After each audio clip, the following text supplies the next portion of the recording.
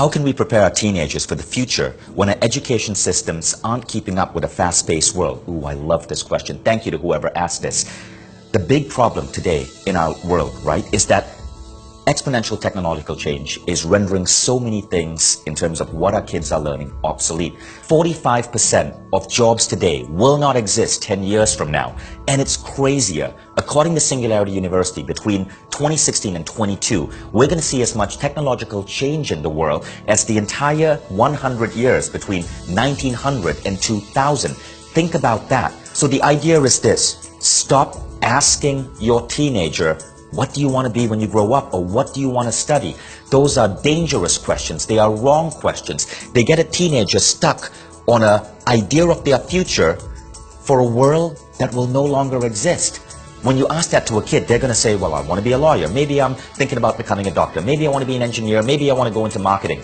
All of these careers, all of these jobs are changing because of robotics, because of artificial intelligence, because of advanced algorithms and emerging new technologies. These are changing at a rapid pace. Peter Diamandis said 10 years from now, you will not want a doctor operating on you. You're going to be operated on by robots. But it's not just technological change. It's also that so many jobs today are utter bullshit. They do not produce anything that's actually valuable or progressing the human race. They are jobs in large multinational food companies where your entire career is about thinking up ways to come up with fancier names for sugar so you can put garbage into people's bodies, or to come up with ways to brand high fructose corn syrup as happiness in a red can. And America's MBA graduates take these jobs, seduced by the high salaries and the perks of these companies, and then forget that they are spending the rest of their lives putting out what is essentially a crap-tastic product to the human race. You do not want that happening to your teenager. So here's what you do want to ask your kid. Ask them not what do you want to be when you grow up, but how do you want to contribute to the world when you grow up? That question changes everything.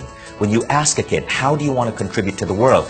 You're not putting them down a narrow path. You're having them open up their mind to a whole field of possibilities and to a life that's about meaning and contribution. They're less likely to be seduced into a bullshit job selling more crap that we don't need.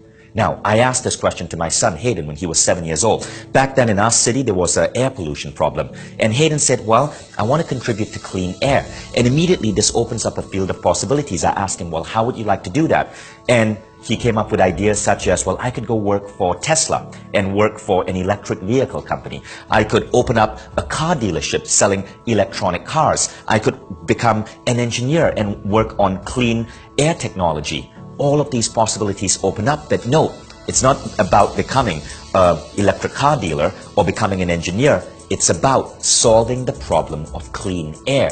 When you ask these questions to your teenager, not the question of what do you want to be when you grow up, but how do you want to contribute to humanity, you help them get on the right path. You help them emerge into a life, into a career that's actually giving back to the human species. And those are the careers that give us the greatest amount of fulfillment. These are the people we need in the world today. So remember, you want to prepare your kids for the future? Ask them this one question. How are you planning on contributing to the human race?